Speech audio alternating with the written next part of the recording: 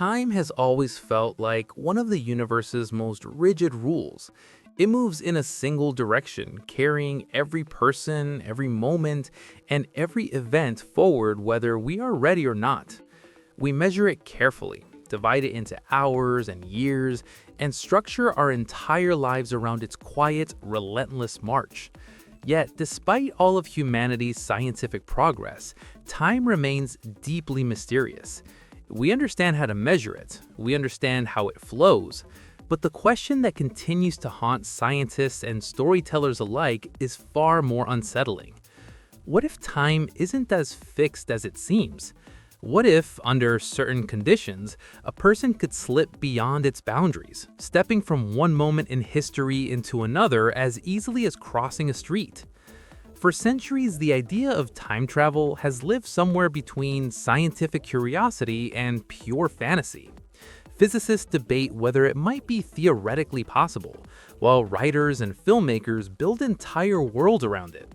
Most stories of time travelers are easy to dismiss. They appear briefly, circulate online, and fade away as little more than modern myths. But occasionally, a story emerges that is so detailed, so strangely convincing, that it refuses to disappear.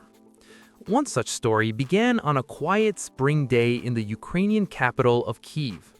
At first, nothing about the day suggested that it would become the center of one of the internet's most persistent time travel legends. The city was simply going about its routine. People hurried along sidewalks, cars rolled through traffic, and the sounds of everyday life echoed through the streets. Then something unusual happened. Witnesses later described a man standing alone on the street looking completely disoriented. He wasn't causing trouble, he wasn't shouting, but something about him immediately caught the attention of the people around him. His clothing looked wrong. Not dirty or damaged, just strangely outdated. The man wore what appeared to be a Soviet-era outfit, something more suited to a photograph from the 1950s and the modern streets of Kyiv in 2006. Around his neck hung a bulky vintage camera, the type photographers carried long before digital technology transformed photography. At first, some pedestrians assumed it must be part of a performance, or perhaps a historical reenactment. Kyiv had seen its share of film productions and public events, so the sight of someone in unusual clothing wasn't completely unheard of. But the man didn't act like someone playing a role. He looked lost. His eyes moved slowly across the city around him, studying buildings, cars, even the street signs as if they belonged to an unfamiliar world. The longer people watched him, the more obvious it became that something wasn't right. Eventually, the situation drew the attention of a nearby police patrol. When officers approached the man, they expected a simple explanation. Perhaps he was a tourist who had wandered away from a film set. Maybe he was confused or suffering from some kind of stress. Instead, the conversation quickly took a strange turn. The man introduced himself as Sergey Ponomarenko. He spoke calmly, but seemed visibly unsettled by his surroundings. When officers asked where he was coming from, Sergey explained that he had been walking around the city with his camera, taking photographs. He loved photography, he said. It was his hobby, his way of capturing small moments of everyday life. Everything seemed completely normal only minutes earlier. Then the officers asked him a routine question. "What's today's date?" Sergey answered immediately. April 23rd, 1958. The officers assumed he must be joking, but Sergey showed no sign of humor.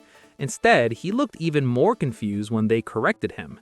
According to them, the year was 2006. For a moment, everyone stood there in silence. Sergey stared at them as if they had said something impossible. From his perspective, he had simply stepped outside with his camera. The idea that nearly 50 years had somehow passed made no sense. Trying to understand what was happening, officers asked Sergey for identification. What he handed them only deepened the mystery. The document was an official identification card issued by the Soviet Union, a country that had ceased to exist more than a decade earlier. The card listed his name, Sergey Ponomarenko, and confirmed that he had been born in 1932. The photograph on the document matched his face perfectly. But there was an obvious problem. If Sergey had truly been born in 1932, then in 2006 he should have been 74 years old. Yet the man standing in front of them looked barely 30. His face, his posture, even his voice suggested someone decades younger than the age printed on the document. The officers were left with only a few possible explanations. Either the man was suffering from severe confusion, or he was deliberately creating an elaborate story. Either way, they decided the situation required further evaluation. Sergey was given a choice. He could spend the night in jail while they investigated his identity, or he could agree to undergo a psychiatric examination. He chose the hospital. At the medical facility, Sergey was introduced to a psychologist tasked with evaluating his mental state. The doctor approached the situation cautiously. Cases involving confusion about time and identity were not entirely uncommon, but Sergey's calm confidence made the situation unusual. The psychologist began with simple questions about his childhood, his work, and how he believed he had arrived in the present day. Sergey answered each question with remarkable consistency. According to him, he had been born in Kyiv in 1932. By 1958, he was 25 years old and deeply passionate about photography. On the morning of April 23rd, he had stepped outside with his camera, hoping to capture interesting scenes around the city. Then he noticed something strange in the sky. Sergey described it as a bell-shaped object hovering silently above Kyiv. It moved in a way he had never seen before, smooth, controlled, almost effortless. Fascinated, he lifted his camera and took a photograph. And that was when everything changed. The moment he pressed the shutter, Sergey said the city around him seemed different. Buildings looked new, the cars on the road had strange shapes, even the clothing people wore seemed completely foreign. In an instant, he realized something impossible had happened. He was no longer in 1958. Listening to this story, the psychologist couldn't help but think of classic science fiction tales. The idea of someone accidentally traveling through time sounded more like the plot of a novel than a real event. But Sergey's conviction was difficult to ignore. Then there was the camera. Sergey still carried the same vintage device around his neck. It was an old twin-lens reflex camera, the kind widely used in the 1950s. Inside it was a roll of film that had never been developed. Curious to see what it contained, investigators asked a photography expert to examine it. The expert immediately confirmed that the camera was authentic. It was a model produced in the early 1950s, and the film inside appeared to be from the same era. Developing such old film would not be easy, but eventually the process began. As the photographs slowly appeared, investigators noticed something remarkable. Several images showed scenes from Kyiv that looked unmistakably historical. Streets, vehicles, and architecture matched what the city looked like decades earlier. One photograph even appears to show the strange bell-shaped object Sergey described hovering in the sky. If the film truly dated back to the 1950s, it would support Sergey's claim that the photos had been taken long before 2006. While the investigation continued, Sergey was placed in a monitored room within the facility.